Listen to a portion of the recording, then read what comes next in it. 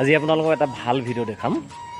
জীৱ জন্তু পশু পক্ষী আৰু মানুহৰ লগত সংঘাত হয় আৰু সেই সংঘাতৰ ফলতে আমি বহু এনেকুৱা সুন্দৰ দৃশ্য ভাল দৃশ্য আমি দেখিবলৈ নাপাওঁ। কিন্তু আপোনালোকক আজি দেখুৱাম এটা সুন্দৰ দৃশ্য যি মানুহলৈ ভয় নাখায়। তেওঁলোকে মুক্তভাৱে বিচৰণ কৰিছে, কোনো চিৰিয়াখানাত থোৱা নাই, তেওঁলোকক বন্দীত বা তেওঁলোকক পিঞ্জৰাত ভৰাই থোৱা নাই, মুক্তভাৱে বিচৰণ কৰিছে ময়ূৰ চৰাইটো দেখুৱাম। এয়া চাওক, ময়ূৰ চৰাই ইমান ওচৰতে চৰি আছে। মানুহলৈ ভয় নকৰে, কাৰণ ইয়াতে পশু পক্ষীসকলক সম্পূৰ্ণভাৱে সুৰক্ষা দিয়া হয়। কোনেও এওঁলোকক আমনি নকৰে, সেইটো কাৰণে ধুনীয়াকৈ এবাৰ চাইছে আৰু উৰি যোৱা নাই। নিজস্বভাৱে খাইছে, নিজস্বভাৱে ফুৰিছে স্বাধীন চতীয়াকৈ। এই আচলতে আমাৰ মানুহ পশু পক্ষী আৰু জীৱ জন্তুৰ সংঘাতৰ ফলতহে আচলতে আজিকালি কি হৈ গৈছে, বহু পশু পক্ষী হেৰাই গৈছে, মানুহৰ মাজৰ পৰা আঁতৰি গৈছে।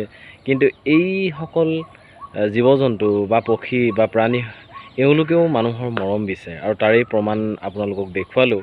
এটা চৰায়ে, ময়ূৰ চৰাই কেনেধৰণে অকলশৰে চৰি আছে আৰু মই ওচৰলৈ আহিছোঁ যদিও কোনো ধৰণৰ ভয় খোৱা নাই, আঁতৰি যোৱা নাই। মই মাতিবলৈ চেষ্টা কৰিম প্ৰকৃতিক।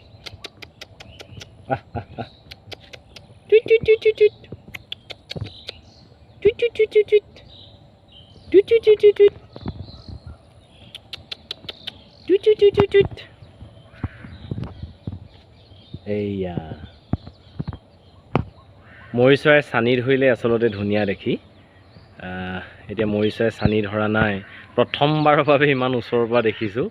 ময়ূৰ চৰাই প্ৰথমবাৰৰ বাবে ইমান ওচৰৰ পৰা দেখিছোঁ। চিৰিয়াখানাত দেখিছোঁ, কিন্তু চিৰিয়াখানাত থোৱা ময়ূৰ চৰাই কিছু বেলেগ আৰু এই ময়ূৰ চৰাইটো কিছু বেলেগ। ইয়াতে ভয় নোখোৱাকৈ ইমান ধুনীয়াকৈ আছে। ইয়াৰ পৰা প্ৰমাণ পাব পাৰি যে মানুহ আৰু জীৱ জন্তুৰ সঁচাকৈ কি মৰম, আৰু সেই মৰমেৰে এওঁলোকক ৰখা হয়।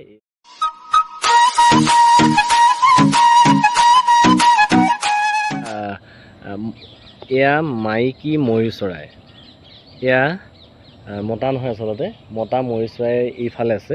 ধুনীয়াকৈ চানি ধৰা দেখি পাইছিলোঁ, ওচৰলৈ যাবলৈ চেষ্টা কৰি। এয়া মতা ময়ূৰ চৰাই ওপৰত উঠি আছে, অকণমান পিছত তললৈ আহিব। অকণমান ৰৈ থাকোঁ ওচৰতে, কিন্তু ভয় নাখায় ইহঁতে অকণমানো ভয় নাখায়, আহিব ওচৰলৈ।